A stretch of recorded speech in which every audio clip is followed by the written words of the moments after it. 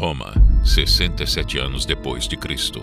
O imperador Nero segue com sua perseguição implacável contra os cristãos.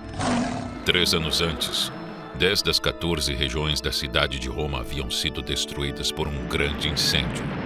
Para se livrar da culpa, o imperador decide responsabilizar o cristianismo e seus seguidores. Acreditar em Jesus e nos ensinamentos deixados por ele durante sua passagem pela terra passa a ser motivo suficiente para execução em praça pública. É nessa caçada ao povo cristão que Pedro é preso. Ele já é um homem idoso quando é levado pelas autoridades romanas. Não é mais o pescador da Galileia, é alguém conhecido pela comunidade cristã como um guia espiritual. A pena é a forma mais cruel e dolorosa de execução do Império Romano, reservada a rebeldes, escravos e inimigos do imperador. Uma morte lenta e pública, a crucificação. Diante do fim, Pedro toma um dos atos que se tornariam fundamentais para compreender seu papel na história e na doutrina cristã. Aquele que havia negado Cristo 3 vezes, pede para ser crucificado de cabeça para baixo, por não se considerar digno de morrer da mesma forma que o seu mestre. O pedido é atendido. A cena não é narrada nos evangelhos, mas foi transmitida pela memória da igreja primitiva e registrada por autores cristãos antigos. Para os primeiros cristãos, esse não era apenas um detalhe, mas um testemunho de coragem e humildade. Pedro aceita a morte da forma mais extrema possível, no centro do império que perseguia seus irmãos na fé. É o gesto final de alguém que decidiu permanecer fiel. Antes de ser preso em Roma, de se tornar o primeiro papa, ou mesmo de conhecer Jesus, Pedro era Simão, um homem simples que vivia como pescador em Cafarnaum, irmão de André, que também se tornaria apóstolo, e amigo de Tiago e João. Seu primeiro encontro com a fé acontece quando Jesus lhe pede algo simples: usar a sua barca para poder pregar a uma multidão que queria ouvi-lo.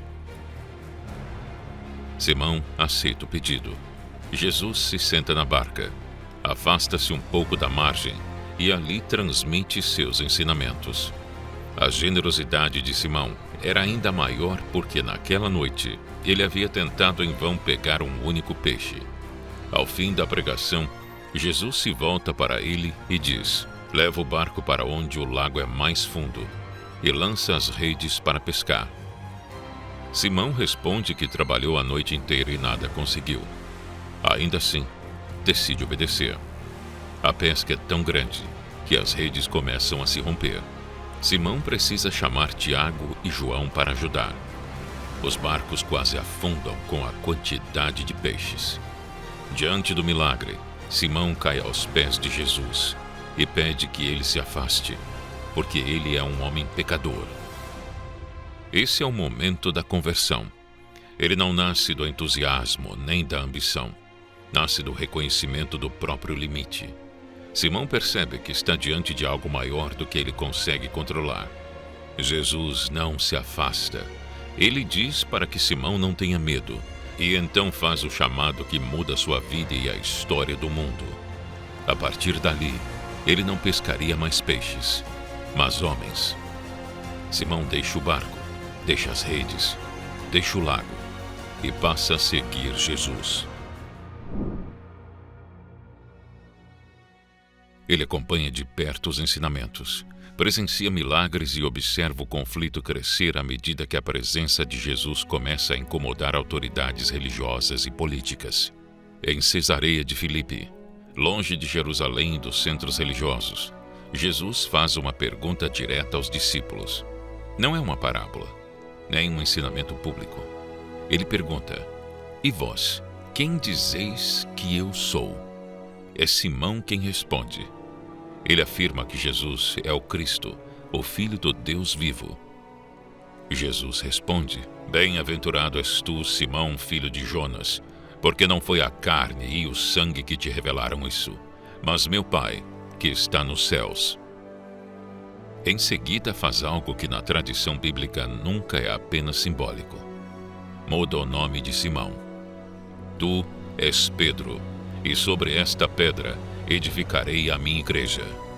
Simão passa a ser chamado Pedro, palavra que remete à rocha, não como descrição de temperamento ou garantia de firmeza, mas como responsabilidade. A partir dali, ele é chamado a sustentar o que viria a ser a Igreja Católica Apostólica Romana. Depois da confissão em Cesareia de Filipe, Jesus começa a falar abertamente com os discípulos sobre o que viria a acontecer em Jerusalém. Diz que seria preso, que sofreria e que seria morto. Pedro não concorda. Ele toma Jesus à parte e tenta impedi-lo, dizendo que aquilo jamais poderia acontecer. Pedro reconhece o Messias, mas ainda não compreende o caminho da cruz. Na última ceia, Jesus afirma que todos o abandonariam. Pedro responde com convicção, dizendo que jamais o faria, mesmo que todos os outros falhassem. Jesus, então, lhe diz que antes que o galo cantasse, ele o negaria 3 vezes. A prisão acontece naquela mesma noite. Jesus é levado. Os discípulos fogem. Pedro decide seguir à distância. No pátio onde Jesus é interrogado, Pedro é reconhecido. Perguntam se ele também era discípulo daquele homem. Pedro nega. Nega uma vez, depois outra, e por fim pela 3ª vez. Logo depois, o galo canta. Jesus é crucificado no dia seguinte. Pedro permanece vivo, carregando o peso de ter falhado quando mais havia prometido fidelidade. Após a ressurreição, Jesus volta a encontrar os discípulos e é com Pedro que ele trata diretamente do que aconteceu. À beira do lago, o mesmo cenário onde tudo começou, Jesus pergunta 3 vezes se ele o ama. A cada resposta, Jesus lhe confia uma tarefa concreta, repetindo o mesmo encargo: apacentar os seus cordeiros e cuidar das suas ovelhas. É esse homem, consciente da própria fragilidade, que agora está preparado para assumir um papel central na comunidade cristã. Após a ressurreição e o Pentecostes, a descida do Espírito Santo sobre os apóstolos de Jesus Cristo, Pedro passa a assumir uma função de liderança clara entre os cristãos. O livro dos Atos dos Apóstolos o apresenta tomando a palavra diante da multidão em Jerusalém, explicando publicamente quem é Jesus e o sentido de sua morte e ressurreição. É Pedro quem anuncia, quem orienta e quem confirma os primeiros convertidos. É também ele quem toma decisões importantes na comunidade nascente. Orienta os apóstolos, enfrenta perseguições, é preso, interrogado e advertido pelas autoridades religiosas. Ainda assim continua pregando, não como alguém que fala em nome próprio, mas como testemunha do Deus vivo. Com o passar do tempo, a tradição cristã conta que Pedro deixa Jerusalém e segue anunciando o evangelho até chegar a Roma, o centro do império. É nesse contexto que Pedro passa a ser reconhecido como o principal responsável pela igreja em Roma, não por decreto político, mas por reconhecimento da própria comunidade cristã. Por isso, a tradição o considera o primeiro bispo de Roma, aquele que mais tarde seria chamado de Papa.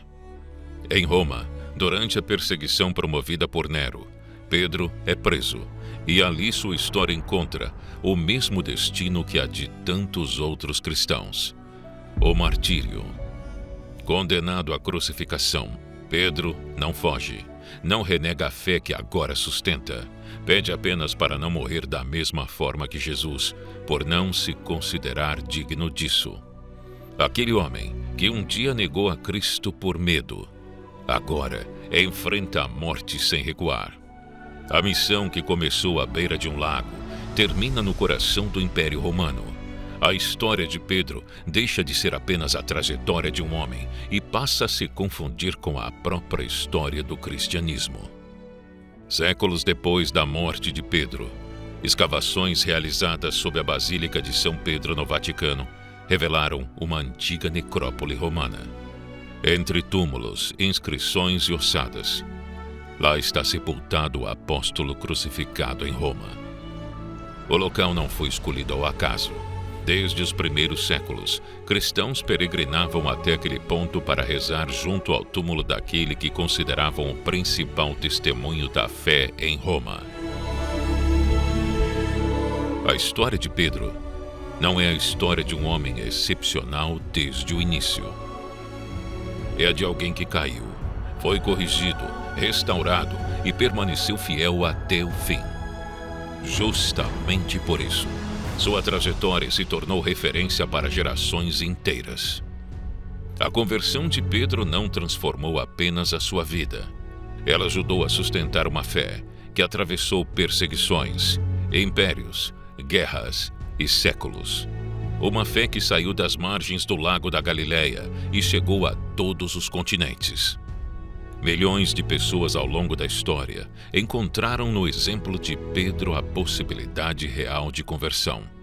A ideia de que a fé não começa na santidade, mas na resposta a um chamado. Uma fé que começou com o nascimento de um menino em Belém e mudou para sempre o curso da história. O Natal marca exatamente esse ponto de ruptura. Depois de Cristo, nada mais foi como antes. E foi a partir desse nascimento que histórias como a de Pedro se tornaram possíveis. É por isso que o Natal sempre foi mais do que decoração, consumo ou feriado. Ele carrega a esperança de um povo que viu nascer o seu Salvador. Afinal, depois de Cristo, nada mais foi como antes. O especial de Natal da Brasil Paralelo, uma produção inesquecível e gratuita, já está disponível em nosso canal no YouTube.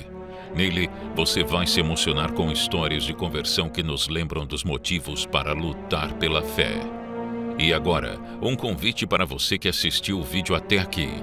Assim como o Natal dividiu a história em dois momentos, antes e depois de Cristo, o seu gesto também pode mudar duas vidas, a sua e a de quem você escolher. Ao se tornar membro da Brasil Paralelo neste período de Natal, você ganha uma assinatura igual para dar de presente para quem você quiser. São 2 assinaturas, pelo preço de uma. Clique no link na descrição deste vídeo ou escaneie o QR Code na tela para receber essa oferta especial. Garanta a sua assinatura da Brasil Paralelo e ganhe outra sem custo adicional para presentear alguém especial. Um presente para você e quem você ama, com algo que realmente faz diferença. Venha conosco fazer parte da PP.